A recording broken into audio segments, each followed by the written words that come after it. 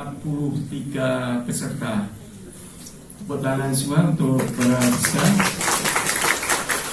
Dan apresiasi berikutnya spesial untuk ini sebenarnya pulang kampus dengan sudah membawa manfaat pada negeri kita, bangsa kita di kancah nasional dan internasional tentang persawitan yang sekarang baru menjadi pembahasan yang luar biasa. Namun sebelumnya posisi saat ini adalah sebagai jabatannya Rektor di Universitas Nusa Bangsa di Bogor, dan beliau adalah menduduki banyak jabatan. Ya, tidak akan saya sebut satu-satu, ini saya jumpai aja. Beliau Kepala Pusat Sawit IPB 2022 sampai sekarang. Saya sapa Bapak Profesor Bustanul Arifin. Selamat pagi Pak Prof. Bustanul Arifin. Selamat datang di kampus Bela Negara UPN Veteran Yogyakarta. Profesor Bustanul Arifin ini masih muda juga ini. Jadi lahir di Bangkalan 27 Agustus 1963. Ya, masih menyumbangkan ke negara masih cukup. Ya, dengan nanti Bapak Edi Martono ini Pak. Jadi masih banyak sumbangan ilmu yang harus diberikan. Pak Bustanul Arifin ini adalah sebagai guru besar ilmu ekonomi pertanian di Universitas Lampung. Jadi nanti Bapak Profesor Dr. Insinyur Haji Yanto Santosa DA Ibu. Selamat pagi. Dari S2 sampai S3 mengekuni bidang ekologi kuantitatif. Beliau adalah dari University Paul seperti Toulouse Prancis. Kemudian Pak Profesor Haji Yanto Santosa ini adalah menjabat sebagai Ketua Senat Guru Besar Fakultas Kehutanan IPB ya Pak ya. Tentang Timur ini dihadirkan Bapak Profesor Dr. Insinyur Zulkarnain MS. Selamat pagi Prof. Zulkarnain. Selamat datang di kampus Bela Negara. Profesor Zulkarnain ini nanti akan banyak membahas mengenai sawit sebagai komoditas strategis, karena Profesor Zulkarnain ini adalah sebagai salah satunya sebagai koordinator masyarakat kelapa sawit Indonesia. Jadi bencana banjir bandang yang ada di Aceh, Sumatera Utara, kemudian Sumatera Barat.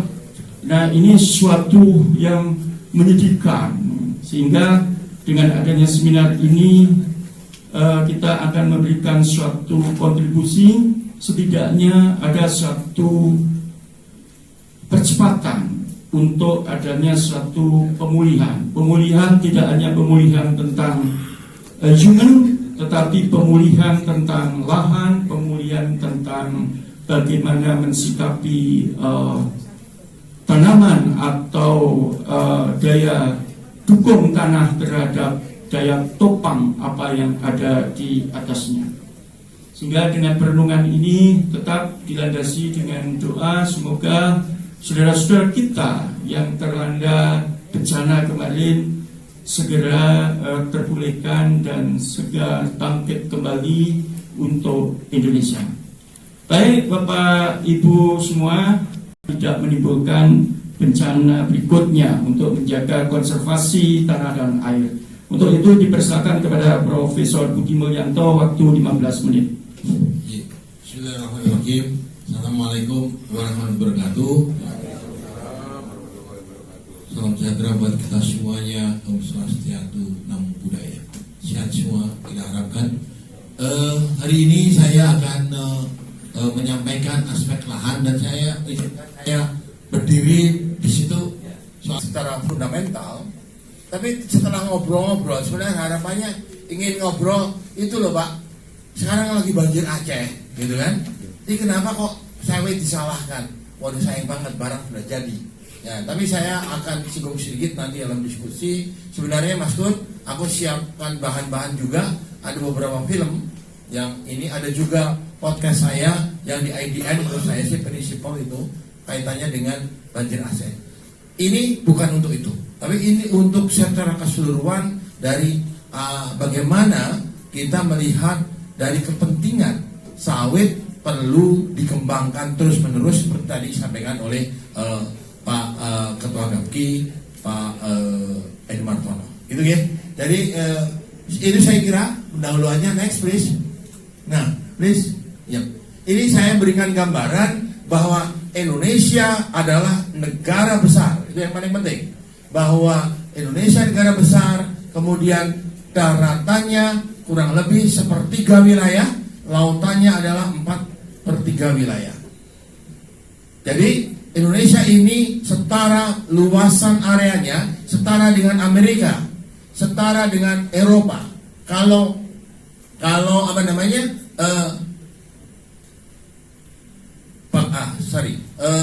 Aceh itu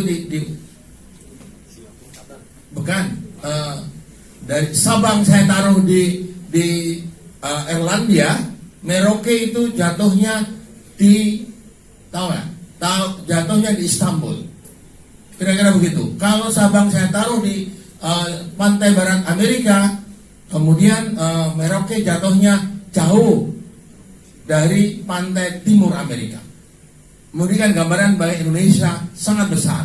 Dan saya titip kepada Sivitas UPN yang punya highlight bela negara, mari mengerti itu. Jadi bukan hanya Jogja. Ini negara kayak Jogja saja, kayak Jakarta saja, enggak. Negara Indonesia adalah negara besar. Jumlah penduduk besar, kekayaan alam luar biasa. Next please. Ya. Silakan. Ya. Aspek lahan itu merupakan aspek yang sangat penting. Karena apa?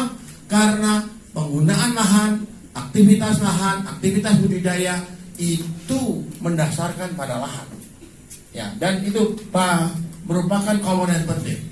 Dan tentu saja itu telah dilakukan oleh bangsa-bangsa yang sekarang maju. Kalau kita bicara Eropa, kita bicara Amerika, kawasan hutan itu hanya kurang lebih 1/3 daratannya. Kita ini hidup di 1/3 daratan Indonesia. Kawasan hutan 2/3. Apakah kita, mengapa kita itu selalu dipersoalkan? Jadi bagian bawahnya, mengapa penggunaan lahan untuk kegiatan budidaya yang lebih produktif untuk membangun kesejahteraan selalu dipersoalkan? Sama dengan persoalan sawit ini. Ini pertanyaan besar saya. Dan ini saya sebagai anak bangsa mempertanyakan itu. Apakah kita tidak bertanggung jawab atas penggunaan? Sangat bertanggung jawab. Nah, di berikutnya, next please. Nah, sawit tadi sudah disampaikan oleh Pak Edi Martono, ini ngulang saja. Tumbuh sangat subur dan produktif di Indonesia. Mengapa? Karena sawit mempunyai ekosistem nyaman di Indonesia. Tanah marginal pun bisa tumbuh dengan baik. Kata kuncinya cuma satu, jangan mempunyai bulan kering lebih dari 3 bulan. Begitu. Jadi kalau Indonesia ini kita tanam sawit, semua bisa tumbuh kecuali, ini evaluasi saya, kecuali mulai Jawa Barat bagian timur. Jadi KDM tuh ya nggak relevan lah. Kira-kira dia ngomong sawit nggak boleh, itu apa? Nggak ada relevansinya dia ngomong. Jadi Jawa Barat bagian timur sampai Nusa Tenggara itu nggak cocok untuk sawit. Yang lainnya bisa hidup. Begitu kira-kira ini ngomong roughly. Detail land evaluation bisa kita lakukan. Kemudian yang kedua, karena itu luasan sawit luar biasa. Datanya sementara 16,8, tapi ada yang ngomong lebih dari itu. Jadi Pak Edi banyak lah. Dan tadi disampaikan soal devisa, soal lapangan kerja, soal ragam guna, ya kan? Multiplier efeknya luar biasa. Tadi Pak Edi cerita banyak bagaimana susah payahnya membangun sawit di Indonesia. saya alami kurang lebih yang sama. Kalau Pak Edi ada di di Sulawesi Barat, saya ada di Pasir Pangarayan, Riau. Begitu. Sekarang Pasir Pangarayan itu jadi kabupaten. Waktu itu hanya desa kecil. Kurang lebih begitu. Jadi pengembangan wilayah, pengembangan penggunaan lahan budidaya itu sangat penting. Sawit salah satu contohnya. Begitu. Ya, jadi kalau ini tidak dipahami dengan baik, menurut saya sih ya kita seperti seperti kacang lupa lanjarannya. Kira-kira kalau orang Jogja ngomongnya kayak gitu. Ya, saya kira itu. Nah, yang kita perlu lakukan adalah tadi memahami peran sawit dalam pembangunan berkelanjutan secara relatif. Saya sebut relative sustainable development. Ya, terhadap nilai fisik lingkungan, sosial ekonomi, dan berbagai dimensi kehidupan yang lain tadi yang sudah disampaikan oleh Pak Dekan. Ya. Sehingga aspek itu penting, kesetimbangan itu, dan kita harus move on membangun ekosistem budidaya yang tadi secara ekologi sustainable, secara sosial ekonomi bermanfaat. Mengapa begitu? Karena jumlah penduduk naik terus. Itu harus dijawab. Kalau itu nggak dijawab, ya bagaimana? Begitu. Negara lain sudah mulai abad 16-17, sehingga hutan mereka hanya sepertiga. Begitu. Kita kenapa nggak boleh? Kenapa diributkan? Ya, next please. Ya. Yes. Soal fotosintesis. Ini saya kira pelajaran. Ini kan fakultas pertanian semua toh. Banyak toh nih. Paling tidak lulus SMA kan? Nah, kalau lulus SMA fotosintesis mesti mengerti. Dan asli. Kalau ijazah SD nggak asli, sorry lah. Ijazah SMA harus asli. Fotosintesis harus mengerti. Reaksi ke kanan itu adalah reaksi menambat karbon sink, dan memproduksi oksigen. Bukan hanya itu, yang paling penting adalah menambat energi matahari. Energi hidup kita ada di hasil proses fotosintesis. Itu yang terpenting. Dan menyimpan energi, carbon sequestration, produksi oksigen. Itu. Dan oleh karena itu, ini dikerjakan oleh sawit. Sawit menambat energi yang paling efektif. Karena apa? Di tanah marginal bisa, ya. Di daerah yang kurang hujannya juga bisa.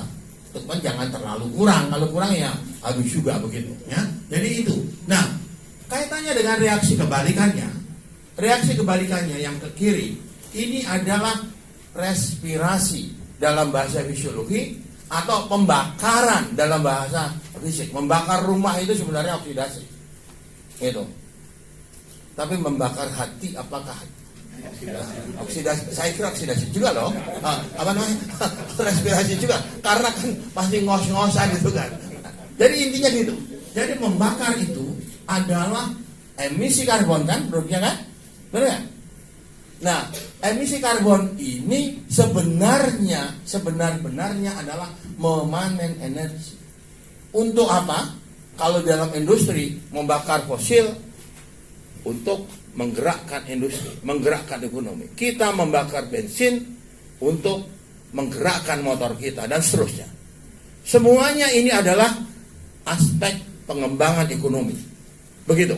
Sehingga kalau emisi karbon tidak dipahami sebagai memanen energi, salah benar. Yang unfair, yang tidak fair disampaikan di publik bahwa orang hanya menghitung emisi karbon. Tidak pernah menghitung berapa tumbuhan itu doing carbon sink. Jasa carbon sink ini nggak tinggi. Harusnya kan neraca kan? Itu nomor satu. Nomor dua, kenapa hanya diomong emisi, tidak pernah ngomong berapa energi yang dipanen untuk pengembangan ekonomi. Jadi negara yang mempermasalahkan emisi itu ya ya unfair. Cara berpikirnya aja sudah tidak fair. Oleh karena itu, maka Trump kan terkenal kan, ya kan? Dia itu nggak pernah mau menandatangani COP itu, tidak pernah. Amerika nggak pernah mau.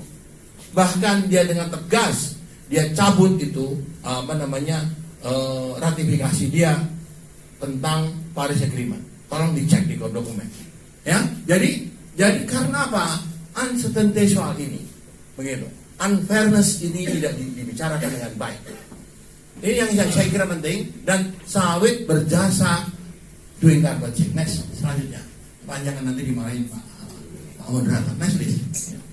Ini saya kira, ya, ini scientific paper tahun 2024, ya.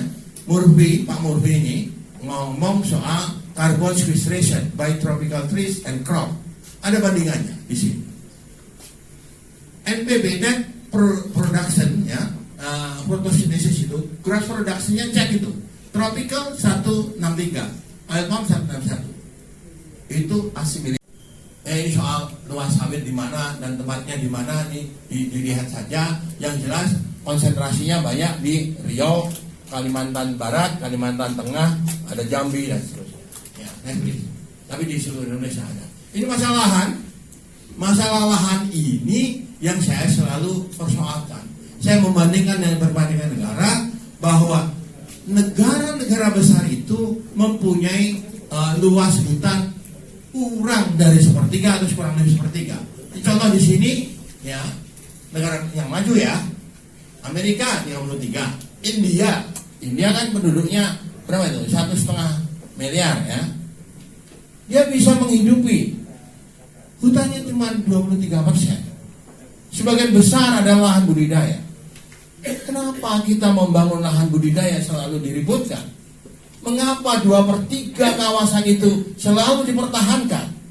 Orang lain boleh menggunakan budidaya, tapi pinjam pakai. Ini logika apa? Logika berbangsa semacam apa dalam kaitannya penggunaan lahan? Ini persoalan besar kita. Ya, saya kira kita mari katakan. Ya, penting semua. Ya, ini saya kira itu penting, ya. Dan ada persoalan yang kaitannya dengan lahan budidaya. Persen pertanian kita paling rendah. Lahan pangan kita per kapita sangat rendah dan paling rendah di dunia. Kurang lebih begitu. Next, ya.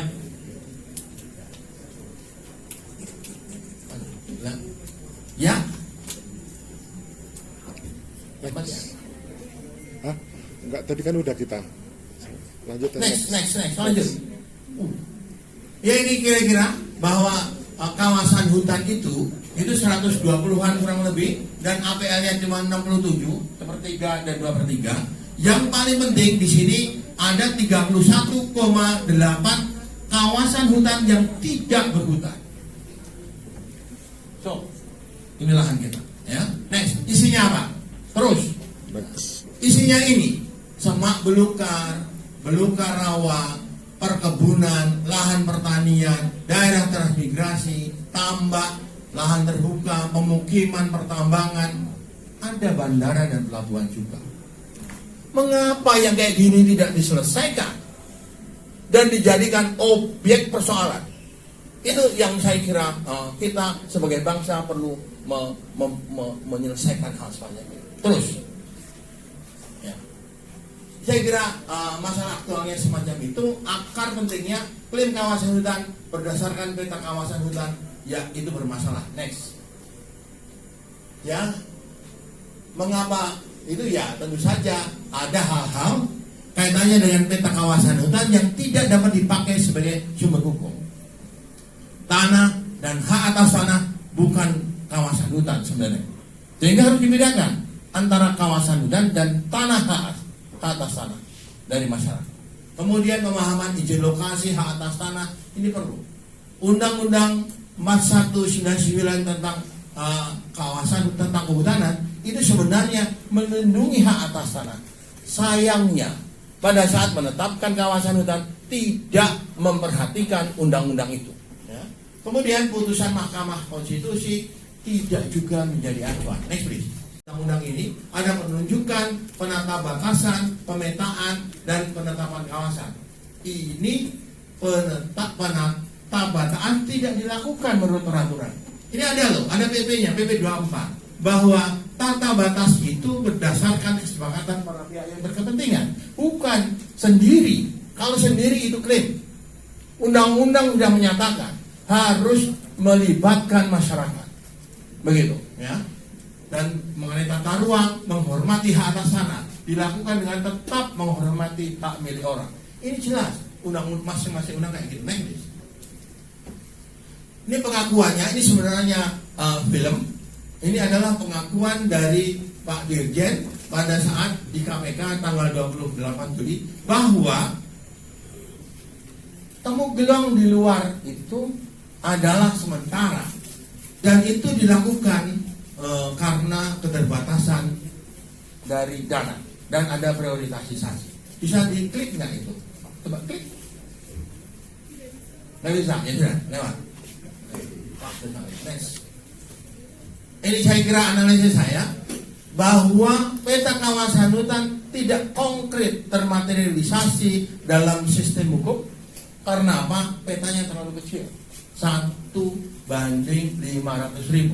Satu titik pensil itu, ya, 1 milimeter persegi itu setara dengan 25 hektar. Kan 1 mili kan setara 500 meter. 500 meter kali 500 meter tinggal 25,04 meter. Artinya 25 hektar. Begitu. Ya, jadi ini tidak konkret di lapangan. Tanah-tanah rakyat nggak bisa tergambarkan di dalam peta itu. Dan ini yang kerut masalah mengapa terjadi hiruk pikuk hari ini. Next please. Ya.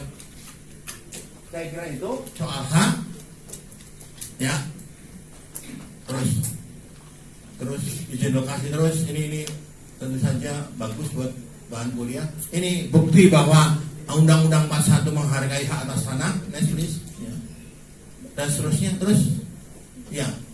Putusan Mahkamah Agung, penguasaan hutan oleh negara sepanjang tidak dimaknai penguasaan hutan oleh negara yang tetap wajib melindungi, menghormati dan memenuhi hak-hak masyarakat adat sepanjang kenyataan masih ada hak masyarakat yang diberikan berdasarkan ketentuan perundangan. Maknanya Mahkamah Agung sudah memberikan juga petunjuk mengenai itu. Next please.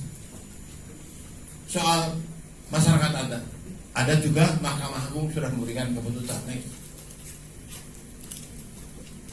Iya, oke. Usulan saya, jadi usulan untuk menyelesaikan masalah sawit rakyat dan juga sawit yang lain, ya, dan juga tanah rakyat yang lain, kita harus merefer sabdanya Pak Gustaf Ramdan, ya, dalam Reh Filosofi 1932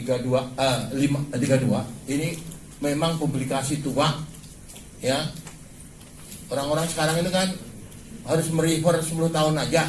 Itu yang saya protes juga Pak Dekan, bahwa sebenarnya akademik itu harus mundur supaya tahu filosofinya konsep itu kayak apa, ya. Jadi Pak Gustaf ini mengungkapkan bahwa dalam praktek hukum perlu mengedepankan prinsip kepastian, ya, nilai kepastian, nilai keadilan dan nilai kemanfaatan. Jadi isu kemanfaatan ini Pak Dekan, Pak Ketua Gaki, saya kira harus juga menjadi pertimbangan penting. Bukan hanya soal keadilan dan soal yang lain, tapi kepastian, kemanfaatan, dan tentu saja soal keadilan. Barangkali catatan saya, terima kasih. Oh, lumayan ya, supaya saya nanti akan berbicara yang sangat plain. Saya lulus dari PB, dicemplungkan di daerah transmigrasi, buka alas juga, tidak ada listrik, tidak ada radio, ada yang punya TV itu hanya Pak KUPT, kita nonton tanding Elias Pikal tinju di situ, antenanya besar. Pada waktu itu begitu lulus, saya dicemplungkan di sana. Lumayan gajinya untuk kategori itu 400.000, gaji PNS mungkin 150.000 atau 40. Berapa apa lagi 60, baru jadi dosen. Jadi saya melakukan penyuluhan, buka alas. Jadi dari jalan besar itu kalau kasih saya jalan kaki dulu 2 jam, adik-adik sekalian ya. Nah, saya mendengar dari Prof. Susilo tadi, di sini ada teman dari Sumatera Barat, korban banjir bandang khusus, mudah-mudahan dapat support dari Sultan dan dari universitas, ya. ini lebih banyak konteksnya mungkin pada kebijakan ekonomi. Jadi isu saya tidak percaya diri masih botak jadi pakai topi. Insya Allah nanti kalau udah tebal saya buka topi. Lebih banyak pada gini, protes ini presentasinya, mudah-mudahan pas waktunya. Kebijakan ekonomi kita tidak mendukung terhadap pengembangan sawit untuk sementara, setidaknya turbulensi. Kadang mendukung, kadang tidak, kadang dibutuhkan, kadang dicaci maki, kira-kira gitu intinya ya. Ada beberapa, tentu saja tidak semua yang konteks seperti itu. Kalau memang sawit dijadikan andalan nasional, apa berikutnya? Mengapa belakangan kemarin ada dengar berita kan 28 perusahaan dicabut izin bla bla bla. Itu kan ada kepastian usaha. Kalau memang merusak, kira-kira seperti itu kan, silahkan pecahkan. Nah kira-kira gitu isinya. Baik, saya buka dari pembukaan. Jadi anda bebas tugas. Saya pakai gini. Saudara sekalian, Indonesia akan menjadi negara maju 2045. Kemarin kita ngobrol, saya ikut ada buku baru, Achieving Golden Goals, ya kira-kira seperti itu dari waktunya. Kalau tidak atau hanya biasa-biasa saja, nggak akan jadi negara maju tahun 2045. Sehingga Indonesia perlu menggenjot tumbuh 8%. Itu cara kami berpikir. 8% dari mana? Dari pertanian nggak cukup. Nggak cukup, simply nggak cukup. Harus diolah, harus ada industrinya. Produk pertanian dari TBS Tandan Buah Segar harus diolah menjadi minyak sawit. Minyak sawit harus ada pabriknya, lapangan kerja terserap, ekonomi tumbuh, daerah terbuka. Kira-kira gitu argumennya. Kalau nggak itu nggak akan. 8% itu besar. Hari ini berapa? Hari ini kita tumbuh 5,04%. Pak Presiden target 2045, 2029 sih beliau targetnya bisa tumbuh 8%. Kalau nggak itu nggak akan bisa jadi negara maju. Apa ciri-ciri negara maju? Pendapatannya 5.000 US dollar ke atas per kapita. Masalahnya negara lain itu naik juga. Gitu. Kita naik, negara lain nggak maju-maju. Sudah mulai masuk ke aksesi namanya proses ke OECD supaya jadi negara maju. Ya negara maju ke apa? Orang ada kuliah juga nggak bisa baca, itu mana bisa jadi negara maju? Hari ini keluhannya generasi Z dikasih tugas kuliah, dikasih tugas baca, nggak baca, diringkas pakai ChatGPT, begitu suruh nerangkan lagi nggak bisa. Itu fakta. Mau jadi negara maju ke apa? Mau melawan Cina, Cina-nya udah jauh lebih besar, lebih tinggi. Kira-kira kita adik sekalian ya. Baik, back to the business. Gini, sawit itu tumbuhnya dari 10 besarnya di Sumatera dan Kalimantan. Lampung boleh dibilang baru belajar. Riau, Kalteng, Sumut, Sumsel sedikit, Sumatera Barat baru mulai, ya. Dan umumnya Sulawesi sekarang baru mulai. Umumnya di dataran rendah. Mana ada sawit tumbuh di atas 400 meter? Nggak ada. Kalau 400 meter bikin banjir bandang apa tidak? Kan gitu aja logikanya. Kalau di bawah ya enggak lah, nggak akan dari situ. Dari hutan ya, dari HPH, dari tambang ya. Think about that dalam konteks itu ya. Tapi sekarang nggak mungkin Pak RD Martono kasih penjelasan sedang marah kok orang bencana belum ditangani. Nah dalam konteks itu kita yang berpendidikan ya logika nggak mungkin lah sawit tumbuh di atas 400 meter tuh, nggak akan ada, kalaupun ada ya nggak bisa. Jadi siapa yang bikin kerusakan banjir bandang? Think about that. Lokasinya sawit itu di pinggir dan daerahnya ini sudah saya sampaikan, distribusi luasnya tadi, nanti tinggal minta aja bahan ini. Nah saudara sekalian, konteks ekonominya begini. Saya baca dari Oil World, Gapki belum rilis angka terbaru. Kira-kira luasnya Mas Budi sudah 17,1, 16,8 tahun lalu. Ya. CPO 49,4. Paling besar tahun ini 49,8 sampai 50. Berapa presiden target tahun 2045? 100 juta ton produksinya. Nggak tercapai. Kalau begini kita nggak tercapai. Kalau nggak tercapai, siapa yang mau disalahin? Karena kan akibat kebijakannya sendiri. Kira-kira seperti itu. Betul, di global ada sustainability, ada sustainability certification ya, sertifikasi berkelanjutan, ada ISPO, SPO, ISIS segala macam. Upaya masuk ke global. Karena kalau nggak pakai itu, global nggak mau beli.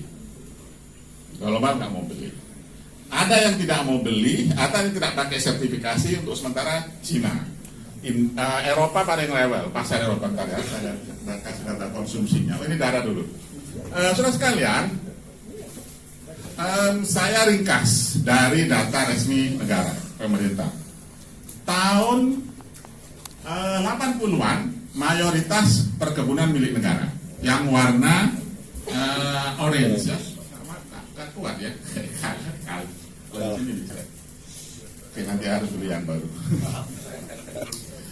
Lalu naik tahun 90 negara 33%. TTPN ya, yang banyak swasta. Tadi Pak Edi buka kebun naik dari sini 90-an dari tahun 2010 swasta sudah 4 jutaan berapa persen tuh? 50-an%. Hari ini swasta 55%, negara hanya 4%, rakyat 41%. Rakyat ikut buka juga.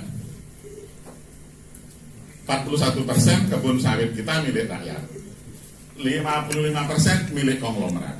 Sebetulnya kita kan yang tidak suka pada konglomeratnya itu karena merasa ketidakadilan kan, bukan pada sawitnya kan. Nah, kalau ketidaksukaan seperti itu urusan lain dong. Nah, mereka berpartner menggunakan plasma. Jadi sawit dari rakyat itu dibeli oleh perusahaan. Jadi sama dengan saya lebih banyak ngurus tanaman pangan ya. Kita tidak suka terhadap benih rekayasa genetika. Rekayasa genetika itu walaupun kita sebetulnya sudah makan semua tanaman rekayasa genetika. Anda makan tempe beli dari Amerika Serikat, diproduksi dengan cara rekayasa genetika. Kita menggunakan saus kecap, tomatnya rekayasa genetika. Itulah standar double kita, kadang double juga standar.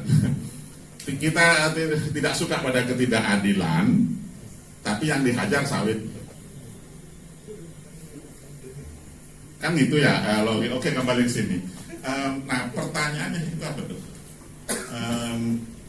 Dapat jawab spesifik atau tutup decline kali? Decline supaya bisa next. Anda bikin itu. Nah. Baik, pola pemitraannya antara sawit rakyat dan perusahaan, mahasiswa saya mengidentifikasi ada 5 macam. Ada PIR, tadi KKPA, ada setengah roof, ada seperempat roof gitu. Jadi detailnya yang seperempat roof. Yang agak berat, saudara sekalian, produksinya yang masih rendah adalah sawit rakyat yang tidak bermitra, karena nggak ada yang bina. Di mana dinas perkebunan?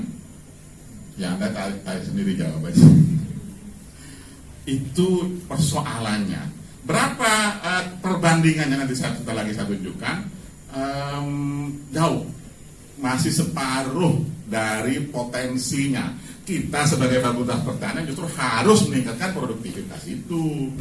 Ilmu kita di kampus dipakai untuk mengaplikasikan itu. Masih separuh dari potensinya. Nanti ya, saya ke global dulu.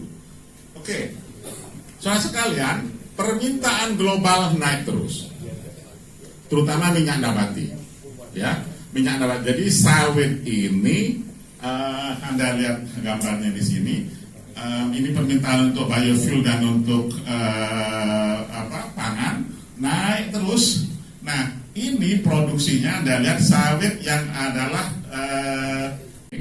kemudian yang diguyok-guyok sawitnya dia nggak merusak lingkungan, kemudian melanggar hak asasi manusia. Dan Anda bisa daftarkan bukan kan? Oke, suplainya kita terbesar. Anda lihat yang merah, Indonesia Yang biru Malaysia. Kalau Indonesia gabung dengan Malaysia, sudah 86%. Dan sudah ada namanya SIPOPSI. Kebetulan saya Scientific Committee di SIPOPSI, Council of Palm Oil Producing Countries. OPEC-nya sawit. Kalau dulu OPEC, Organization of Palm Oil Producing Countries, toh, untuk minyak bumi. Sekarang kita ada keluar dari OPEC karena minyak kita udah nggak produksi. Kita sekarang bikin dan produsennya itu Amerika Selatan, Thailand, Afrika, dan lain-lain. Saya pernah presentasi di Paris, ya. Audiensnya itu ada orang bule, ada orang hitam. Dan orang hitam, teman-teman dari Afrika itu ingin tahu beneran bagaimana sih mengelola sawit. Jadi sampai penuh membludak sampai duduk di bawah. Jadi beda kan matanya orang yang ingin tahu beneran dengan matanya yang orang yang mau ngecek, kan beda kan. Bisa lihat satu-satu. Mereka ingin tahu beneran mengapa Indonesia bisa, sawit dari Afrika mengapa Afrika nggak bisa, kira-kira gitulah bahasa kasarnya. Asik sebetulnya di situ, mereka ingin belajar. Dan sekarang Gapkis tahu saya sudah panggil orang Tanzania. Tadi Pak Edi menyebutkan dikawinkan dengan Edobias dengan serangga. Jadi sawit itu kan jantan betina ya. Kita menggunakan kumbang. Kumbangnya dulu kita impor dari Kamerun. Eudobius cameroonensis disebar untuk kawinkan itu kan. Sekarang untuk menghasilkan yang baru coba di Tanzania, plus orang-orangnya juga dilatih. Kira-kira seperti itu supaya produsen ini makin banyak, mungkin lebih fair di global. Baik, sekarang ekonomi sedikit.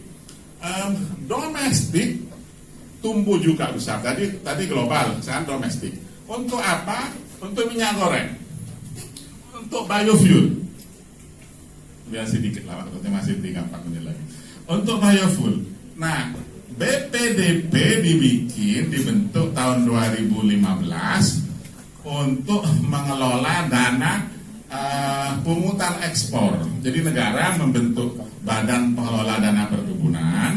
Anda silahkan kirim proposal banyak-banyak. Saya masih reviewer, saya masih komisi riset. Biasanya kirim Pak Yanto. Dari UPN tidak banyak. Ada Ibu Nina, mana Bu Nina? Nina Fapari kirim dari ekonomi. UBT juga kirim. Jadi kurang banyak Pak Dekan yang ngirim dari Fakultas Pertanian, UPN untuk ambil proposal. Memang ketat, seleksinya ketat terus terang. Tapi terus terang riset kita masih kurang dari dana yang dianggarkan. Kita anggarkan itu 2% dari total dana yang dikumpulkan oleh BPDP. 2% kan 200 miliar dong. Berapa yang kita habiskan setahun? 120, 150. Jadi nggak banyak riset yang masuk. Kita ditegur oleh Dewan Pengawasnya Pak Joko. Mengapa kurang? Ya risetnya, proposalnya jelek, mana bisa disetujui. Nah mohon lihat kalau di tahun ini besok tanda tangan yang baru. Nah nanti siap-siap untuk GRS 2026. Lihat prioritasnya apa. Ngirim proposal di situ. Kalau dari ilmu tanah apanya, kalau dari sosek apanya, kira-kira gitu kan. Baik, terus sedikit. Saudara sekalian, ekspor tadi Pak Edi sudah sampaikan. Ekspor kita stagnan tadi karena produksinya stagnan itu. Sementara sawit sebagai sumber devisa. Mengapa stagnan? Ya kalau produksinya nggak ada, apa yang mau diekspor? Lalu banyak diambil untuk bikin biofuel. Mohon izin Prof. Tetap kita masuk ke permainan global. Nah, yang menjadi warning Pak Edi menurut saya kumpulkan data terbaru tanggal 6 kemarin. World Bank keluar data, harga kita itu sudah melebihi harga minyak nabati global lain. Anda lihat yang merah soybean oil, ya, palm oil yang warna biru, masih di bawahnya sunflower oil sedikit, sudah di atasnya soybean oil. Saya agak khawatir karena sudah kemahalan, orang nggak beli kita. Kira-kira gini mungkin. Silahkan Indonesia naikin harga aja sendiri. Kalau naikin harga nggak ada yang beli. Nanti sunflower berjaya lagi, simple kan, keputusan global simple aja. Nah ini justru yang hati-hati kira-kira bahasa kasarnya itu boleh naikin harga, tapi ya nggak tinggi-tinggi amat. Berapa titik optimalnya we don't know, tapi kita pernah menghitung karena ini menyangkut yang dipakai untuk biofuel. Nah kalau semuanya sekarang 50-50 kemarin data saya itu 50 untuk minyak goreng dan turunannya, sabun, margarin dan lain-lain, 50% untuk biodiesel.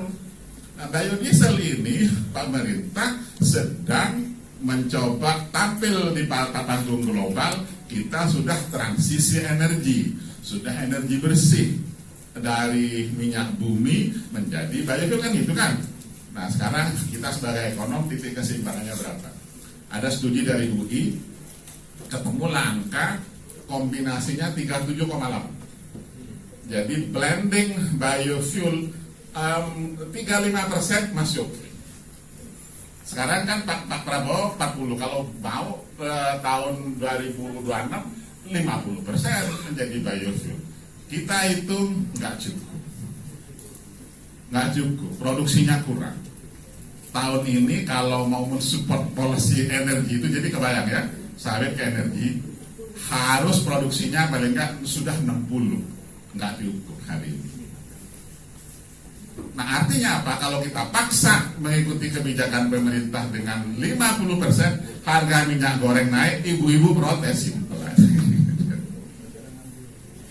Kalau 40% mungkin masih oke, karena titik optimalnya hitungan teman-teman Prananta UI 37,8% blending. Itu tugas kami para ekonom untuk melihat balancing atau keseimbangan itu. Untuk sementara pemerintah nurut. Kemarin Pak Erlangga bikin press statement, kami tidak akan melaksanakan 50% awal semester ini, mungkin pertengahan tahun, mungkin juga tahun depan, atau mungkin juga tidak. Itu keputusan politik. How much we don't know. Karena ya terserah kalau mau naik lagi harganya. Petani hari ini masih happy. Berapa happy-nya? Harga TBS-nya 3.000. Kalau dinaikin lagi harganya, BPDB pasti naikin pajak dong. Naikin pajak, pengusaha bukan orang bodoh, dia bebankan ke petani kan. Harga petani rendah lagi, bisa ribut lagi. That's economic policy. Itu juga saya mengajar ekonomi politik seperti itu. Terus sedikit, apakah bagi Yudi Arsidu saya mau bahas ini ya Pak Prof, karena untuk sementara ditunda sampai mungkin 2027. Jadi Yudi Arsidu gini, karena Eropa kesel sama kita, dia bikin policy namanya European Union Deforestation Regulation, regulasi deforestasi. Jadi ada 7 komoditas yang dilarang masuk Eropa kalau merusak hutan. Ya kayu, ya kopi, kedelai, ternak, termasuk sawit. Kita hitung yang terkena dampak terbesar sawit. Nah, setelah oke, laksanakan. Ternyata Eropa sendiri nggak menurut, kita tunda dulu lah kira-kira gitu lah. Ya. Dan ditunda karena tidak segampang itu juga. Di sana ada UKM juga dong. UKM nggak dapat sawit, kelabakan juga lah. Kira-kira gitu. Baik, saudara sekalian. Zaman Pak SBY kita bikin moratorium ekspansi lahan, tidak ada perluasan lahan, sawit tidak ada perluasan lahan, stop perluasan lahan, boleh izin lama di izin baru nggak ada pengeluaran izin baru. Singkat cerita, deforestasi turun, lihat yang hijau turun, produksi naik. Ada desakan, cabut dong, kami mau nambah ke Papua, untuk sementara setahu saya belum dicabut, kecuali kalau di belakang ya. Jadi kalau yang selama ini karena nggak ada perluasan, firm lah, nggak rusak lah, simpel kan. Terus sekalian, di samping itu pemerintah ingin mengolah tadi untuk hilirisasi. Sudah ada identifikasi, kami ikut bikin studinya di situ. Kemudian setidaknya ada tambahan untuk kelapa dalam, kelapa beneran, karena sehingga BPDB ada perpres baru ditambahkan yang diurusin bukan sawit saja, tapi ditambah kelapa, ditambah kakao. Dulu usulannya tambah karet gitu kan. karena kalau disingkat BPDPKS itu kelapa kakao. Pokoknya yang K, kalau yang kopi yang K kan. Tapi saya baru setujui 2, jadi tambahannya, jadi uangnya dipungut dari ekspor, hasilnya dipakai untuk membina petani. I think I will stop here, saudara sekalian. Terlalu banyak itu yang saya katakan tantangannya itu. Nah, kita sebagai Fakultas Pertanian bagaimana meningkatkan produktivitas per lahan. Kan tadi udah nggak nambah nih, nggak nambah luasan. Nah, produktivitas itu kalau bisa, kalau optimal 30 ton per hektar TBS, petani masih di sini berapa nih? 10 atau 11 ton. Perusahaan cuma berapa nih? 17-18. Ada sih yang 20, ada yang 25 ada, tapi kan itu average. Itu tugas kita Fakultas Pertanian meningkatkan produktivitas sawit. Kalau ini ukuran itu. Kalau enggak ya kita berdebat gak karu-karuan lah. Nah, dari situ baru real kontribusi di Fakultas Pertanian. Mudah-mudahan ada proposal yang baik kelak. Berapa uangnya? Boleh disebut, nggak ada batas. Ya, tapi ngabisin 2 miliar setahun juga mau juga sih. Peneliti boleh honor kok. Nah, silakan Pak Dekan didorong. Boleh pakai honor. Terima kasih, saya stop di sini. Assalamualaikum. Khusus karena saya yang tangani PT TBS yang secara media sosial dan siaran pers dari Satgas PKH secara eksplisit menyatakan dituding sebagai salah satu penyebab bencana banjir bandang dan longsor di Das Daroga atau Tapanuli. Baik, lanjut.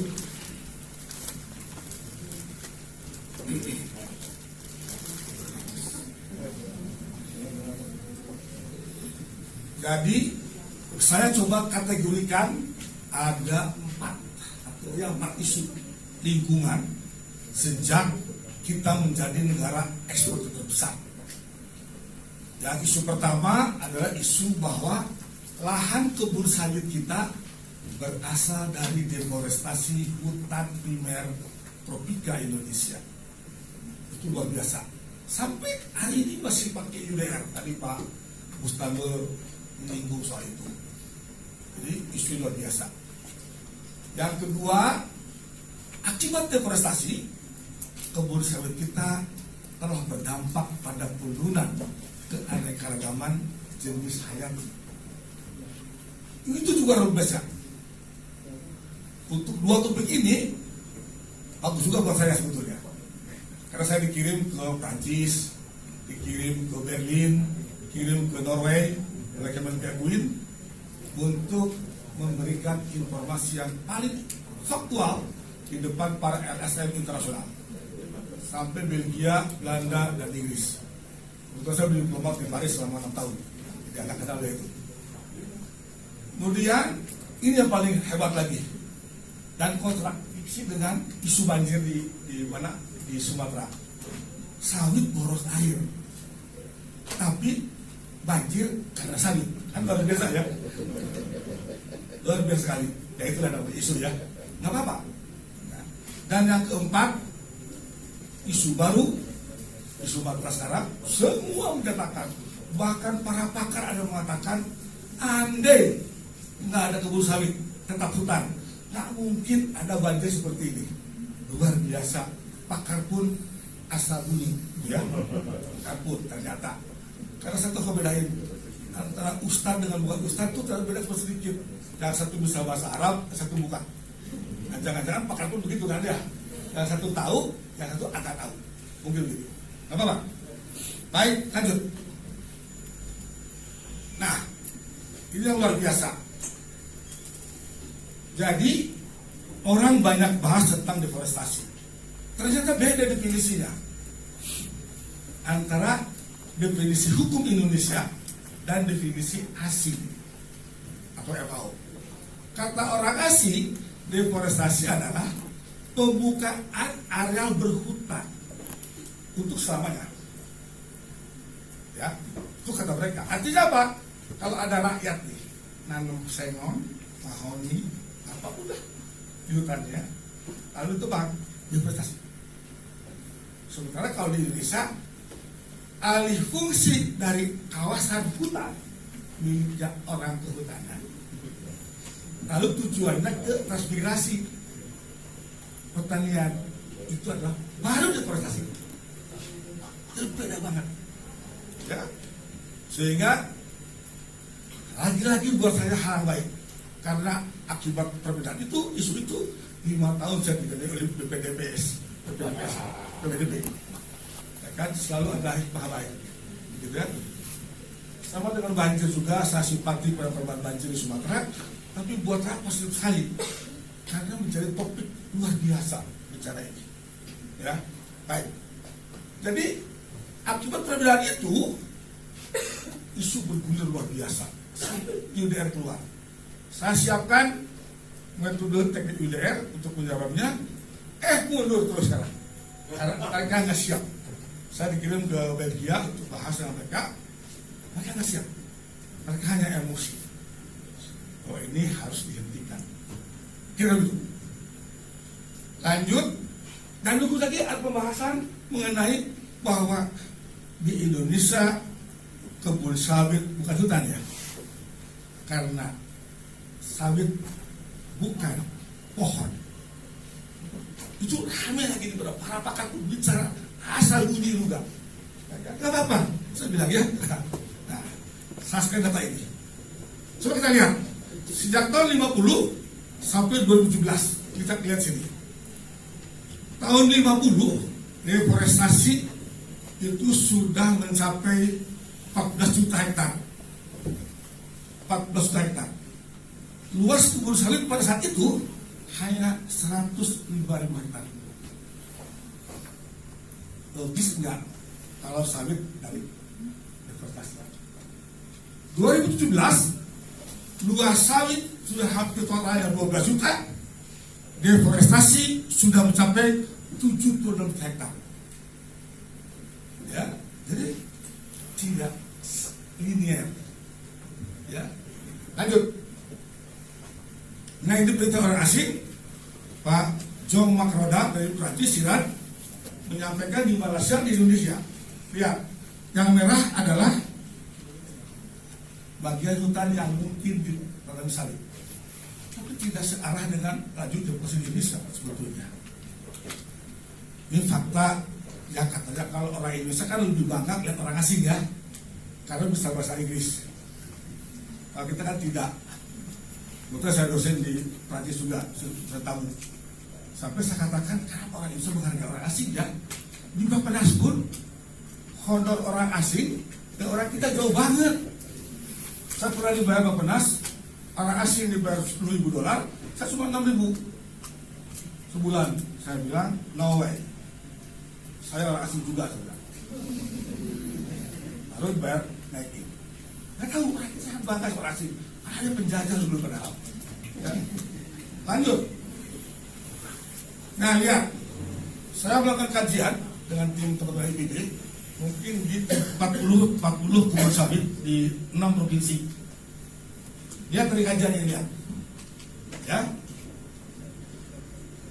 Dari segi status hutan atau TGHK dan RT/RW. Ada hampir kita katakan bahwa kebun sawit kita itu 54%, hampir 80% itu bukan berstatus kawasan hutan. Ini dari sampel 40 kebun sawit, ya. Ada betul yang 3,2 di kawasan hutan. Tapi sampel ini menunjukkan hanya mungkin sekitar yang hutan itu sekitar 3% lah yang statusnya dulu kawasan hutan. Terbukti sekarang oleh Satgas PKH dinyatakan ada 3,2 juta hektar di hutan. Itu betul.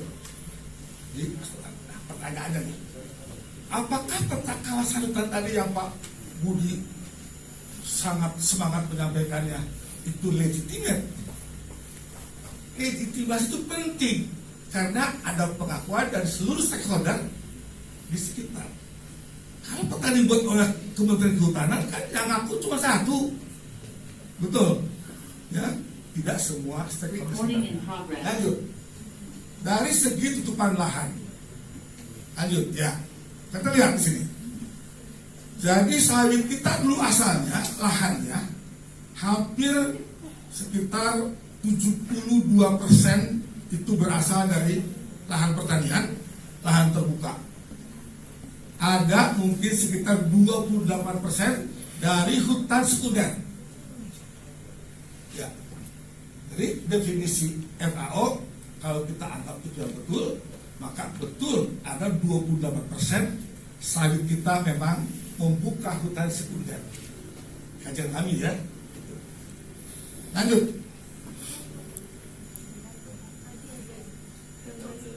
Apa? Oh, apa-apa kali. Terus lanjut ya.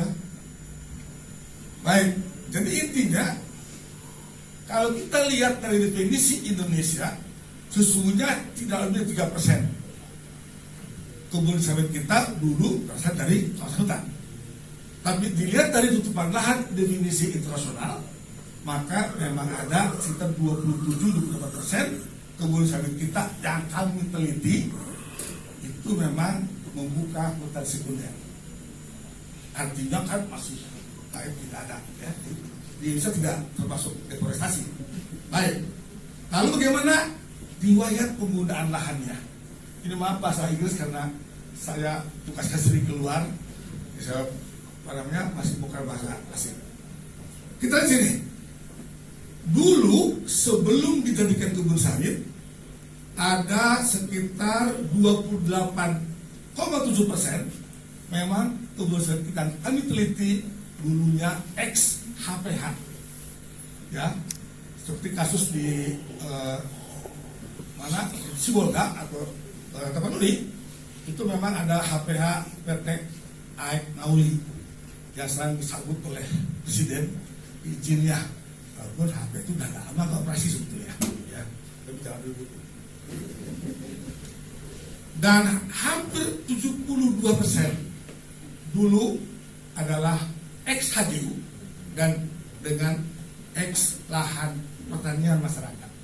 Jadi kalau kita lihat dari 3 pisau analisis, 1 status di RT/RW atau TGHK, 2 dari tutupan lahan untuk mengadopsi kriteria asing, dan dari kriteria yang ketiga adalah riwayat penggunaan lahan, dipastikan bahwa lebih dari 72% kebun sawit yang kami teliti bukan hasil deforestasi. Clear? Lanjut. Nah, menurut salah satu tesis yang ada, katanya bahwa tahun 1863 hutan di Sumatera Utara, dulu Sumatera Timur katanya, itu dibuka oleh Ninhui, tetapi bukan untuk sawit. Mungkin itu dia pesan pertama, tapi untuk tembakau, ya. Dan petani itu kan tahu di Sulawesi coklat berubah jadi sawit, tidak perlu seminar kayak kita, ya kan? Kalau para peneliti di perguruan tinggi mau memutuskan itu mungkin 2 tahun, udah keburu habis harga tingginya. Mereka nggak seminar, karena berubah sawit langsung. Itu hebatnya para petani kita kan. Kalau para peneliti penelitian diskusi dulu, FGD dulu, ya kan, sudah harga turun baru berpanen. Makanya jangan petani yang kaya ya. Jadi makanya para pensiunan jangan suka bertani ya, karena kebanyakan diskusinya kalau para peneliti ketimbang actionnya. Lanjut.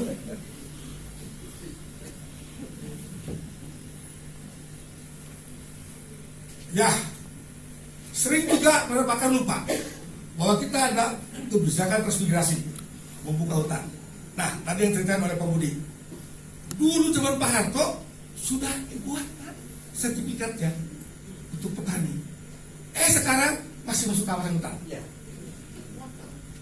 Nah ini apa namanya, ketidakberesan administrasi ini korbannya rakyat lagi.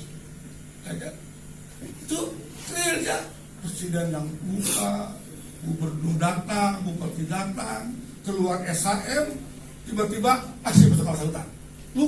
Lupa orang kota belum mencoret. Masih ada. Dan ini kejadian banyak, tidak hanya untuk migrasi, di lahan pertanian, di lahan akuisisi.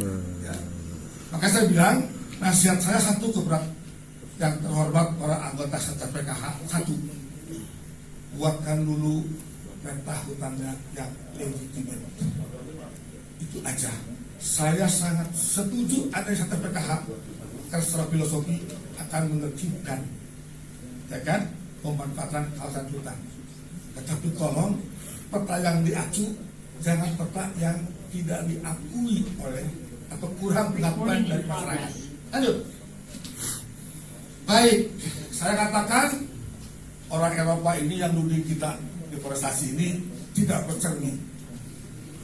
Mengapa? Ya, ternyata deforestasi ini di Amerika akibat peternakan 58 juta.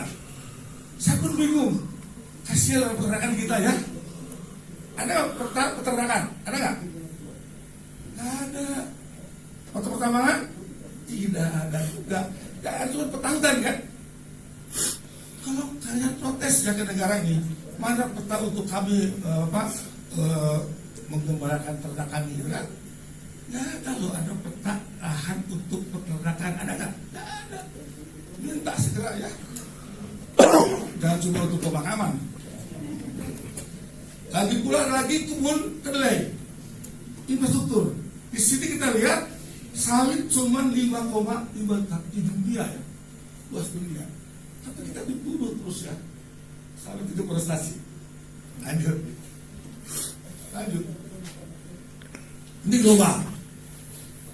Pokoknya intinya bahwa sebetulnya orang yang teriak deforestasi, yang nuduh kita maling istilahnya, ternyata adalah mandahnya maling. Itu. Jadi kalau kata Pak Mustadol, maling besar teriak maling kecil. Objek atau bahan pertarungan kepentingan politik global. Seksinya sawit ini tadi sudah dijelaskan Pak Robudi, Pak Robustanio. Ini persaingan dengan minyak nabati. Ya, persaingan. Yang kedua adalah konsentrasi kekuasaan dan regulasi dalam negeri. Jadi dalam negeri mereka juga, ya, apa kira-kira yang menjadi objek politik untuk menekan ya negara-negara lain. Ini harus kita pahami bersama-sama. Yang ketiga adalah politisasi isu lingkungan. Tadi sudah dijelaskan Prof. Budi, Prof. Yanto, ya, itu yang menjadi bahan politik mereka. Ya, negara-negara luar untuk menekan. Bagaimana Indonesia itu tidak menjadi negara maju. Karena sawit ini adalah komoditi masa depan, energi baru terbarukan. Dan itu ada undang-undang. Strategi sawit ke depan merupakan kekuatan geopolitik ekonomi Indonesia di dalam dunia internasional. Ini yang mesti kita tanamkan di dalam pembela-pembela negara ini. Lanjut. Nah, di mana dasarnya? Kita melihat bahwa di pasal 33 ayat 2, produksi penting bagi menguasai hajat orang banyak itu dikuasai negara. Tadi sudah disampaikan Prof. Mustamil, negara sekarang menguasai hanya berapa persen Pak tadi? Dulu PTP 8%, menurun terus. Berarti saat ini negara sudah bertentangan dengan pemerintahan, kita sudah bertentangan dengan Undang-Undang Dasar 1945. Tidak lagi melihat konsensus politik yang dituangkan di dalam Undang-Undang Dasar 45. Nah, cabang produksi penting ini adalah pangan dan energi. Sawit termasuk pangan. Nanti kita lihat di Undang-Undang 18 2012. Pangan itu karbohidrat, protein, lemak, vitamin, mineral. Lemak masuk sawit. Dari ibu bapak buka mata pagi-pagi sampai tutup mata tidak lepas dari produk sawit. Betul Pak? Lipstik ibu-ibu itu kan dari sawit. Sabun, mandi, sampo, semua dari sawit. Oleh karena itu, sawit memenuhi pasal 33 ayat 2. Ya. Komoditi ini memenuhi. Sehingga apabila, kalau saya jadi presiden, apabila dia menentang sawit, itu apa namanya itu? Subversif. Kalau zaman Pak Harto kan subversif itu kan. Kalau sekarang enggak. Nah, kita lihat pasal 33 ayat 4. Itu ekonomi berkelanjutan dan berwawasan lingkungan. Sawit 90 tahun, 25 Pak ya. Nanti lanjut lagi dengan undang-undang 560, lanjut lagi sampai 90 tahun. Berlanjut. Masih bisa lagi replanting. Berarti sawit ini sudah memenuhi pasal 33 ayat 4. Berkelanjutan dan berwawasan lingkungan. Tadi dijelaskan oleh Pak Prof. Yanto. Berkelanjutan ya Pak ya. Berwawasan lingkungan dan memenuhi persyaratan pasal 33 ayat 4. Pasal 28, setiap orang berhak hidup mempertahankan hidupnya. Tadi Prof. Busani mengatakan bahwa 40% sawit itu dikuasai oleh rakyat. Berarti sawit ini sudah memenuhi pasal 28. Mengapa kita harus mengejar-ngejar sawit untuk dijadikan model politik bahwa sawit itu harus diberantas? Ini sudah melanggar konsensus politik founding father kita. Pasal 18 yang memiliki hak hidup sejahtera, bertempat tinggal, lingkungan sehat, pelayanan kesehatan dan unik pribadi. Ini juga sudah dipenuhi oleh perkebunan rakyat sawit. Lanjut. Di Undang-Undang 560 bahwa perkebunan sawit itu diberikan kepada pengusaha besar, itu diberikan HGU dan rakyat diberikan hak milik. Berarti sudah memenuhi Undang-Undang 560. Aktivitas perkebunan mampu menjaga dan meningkatkan kesuburan tanah di pasal 15. Tidak ada satupun ya perusahaan sawit atau perkebunan sawit yang tidak meningkatkan kesuburannya. Kalau ada yang kurang memobok itu karena pengetahuan, bukan karena dia tidak menjaga kesuburan tanah. Berarti di dalam Undang-Undang 560 sawit sudah sistem plasma inti dapat memberikan spread efek ekonomi terhadap ekonomi rakyat di sekitar kebun dan meningkatkan pendapatan. Nanti kita lihat. Lanjut. Undang-Undang 26 2007 bahwa penataan ruang tujuannya adalah aman, nyaman, produktif dan berkelanjutan. Saat ini perkebunan sawit itu kurang aman. Sudah, tapi kalau nyaman dan semua nyaman. Produktif sudah memenuhi produktif, berkelanjutan sudah dipenuhi. Hanya saja di dalam tentang tata ruang di seluruh Indonesia kita belum memiliki kawasan strategi pertanian, terutama sawit. Karena sawit kalau dilihat dari Undang-Undang 45 dan Undang-Undang 50 ada kawasan strategis. Lanjut. Di Undang-Undang 18 2012 bahwa pangan itu adalah berasal dari sumber hayati pertanian, perkebunan, kehutanan, perikanan. Nah, artinya kalau sawit juga di kehutanan itu ada sumber pangan, berarti tadi disebutkan Pak Topianto, ada apa tadi? Palem, termasuk palem juga jenis yang menghasilkan pangan. Berarti sudah memenuhi. Yang kelima adalah Undang-Undang 30 2007 mengenai EBT. Kita kenal biofuel. Itu adalah EBT. Sudah memenuhi standar. Tapi mengapa ya sawit masih belum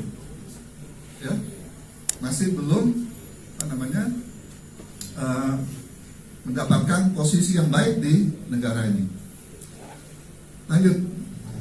Nah, ini adalah beberapa aspek yang kami pernah lakukan penelitian. Di 1993, Pak Edi, kami sudah melakukan sawit itu bukan limbah seragam. Sawit itu sudah di particle board. Ya, semua itu 93 sudah kami lakukan. Nah, berarti dulu kami pernah mengusulkan bahwa dengan ditutupnya beberapa industri kayu di Kaltim itu, kita minta itu ditransformasi ke sawit, industri sawit. Jadi bahan baku dari sawit, nanti industrinya adalah industri kayu. Yang pertama, yang kedua kami usulkan udahlah tutup aja tuh hutanan di cutting tuh, nggak usah lagi ditebang hutannya. Apa dasarnya? Hasil penelitian kami, ya, mengenai nilai ekonomi kawasan, ternyata sawit itu punya nilai ekonomi sekitar dengan kami menetapkan 3 juta, yang ada sekarang 1,3, itu sebesar 240 triliun, 340 triliun. Sedangkan tambang batu bara itu hanya sekitar 260 triliun, berarti di atas sawit. Kalau kita menggunakan green economy, maka nilai recovery tambang batu bara untuk 130 waktu itu 135 lubang tambang itu memerlukan dana recovery 40.000 triliun. Jadi kalau kita bandingkan sawit itu jauh Pak di bawah. Sehingga kalau kita nambang batu bara itu sudah rugi besar Indonesia sebenarnya. Energinya, cangkang itu energinya lebih besar dari kalorinya dari batu bara. Sekitar 7 ya Pak. Nah sehingga sawit ini memang komoditis, itu benar komoditis strategis. Pendapat rumah tangga itu sudah tadi Pak Prof sudah menyampaikan tadi. Terus spread effect dari sawit itu sekitar 60 sampai 70%. Jadi ada rumah makan, ya, ada macam-macam. Jadi dengan adanya perkebunan sawit, kira-kira 3-4 tahun itu sudah berkembang daerahnya. Beda dengan HPH. Mohon maaf ini agak jorok. HPH itu yang paling banyak itu paling. Nah, itu dia prostitusi. Tambang batu bara juga prostitusi.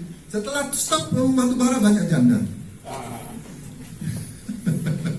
Ini fakta Pak di Banjarmasin itu banyak yang tutup batu bara, jandanya banyak. Jadi ada sustainable. Survei kok Pak. Nah dulu waktu zamannya kayu, boom kayu, ya Bu Indah ya, itu rumahnya orang Dayak itu, ya jelek-jeleknya, kayu tinggi kan.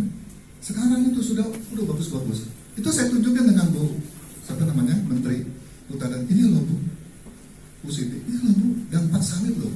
Ini loh dampak hutan, nggak sebanding saya bilang. Anak-anak orang Dayak sekarang sekolahnya di farmasi, kedokteran, keren loh. Dulu kalau dia ke kota dia hanya nginep di tempat keluarga. Sekarang nginepnya bintang 4 Pak. Dia udah punya Rubicon, kita aja belum. Kita ini yang ngerancang sawit itu nggak punya apa. Itu Avanza itu untuk dibawa ke kebun Pak. Kalau dulu kebun kan jalan kaki, nih Bu ya. Sekarang Avanza itu, kalau dia ke kota pakai apa? Fortuner, Pajero. Itunya untuk Avanza untuk ke kebun. Jadi memang sawit ini tidak tak terbantahkan. Ya, hanya nanti sikap kita. Nah ini Pak Edi, gimana nih kira-kira? Apakah setelah ini kita hanya stop sampai di seminar? Apakah nanti ya